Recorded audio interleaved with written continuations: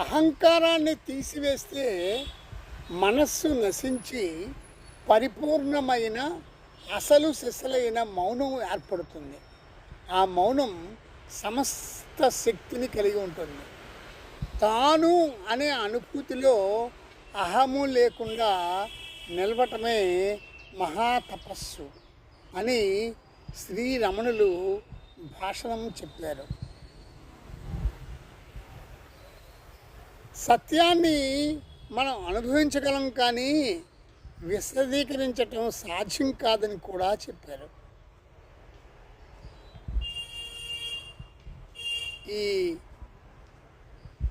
ఎందుకంటే మౌన వచస్సు తలపులకు అవ్వలేది, అంటే తలపులకు ఆవల ఉండేది మౌన వచస్సు.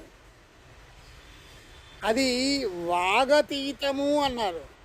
అంటే అది వాక్ ప్లస్ అతీతము, వాగతీతము అంటే వాక్కునికే అతీతము, పలుకని పదము అని చెప్పారు. ఇది చాలా స్పష్టంగా మనమందరం అర్థం చేసుకోవాల్సినటువంటి విషయం ఈ శ్రీరమణుల భాషణం. Thank you.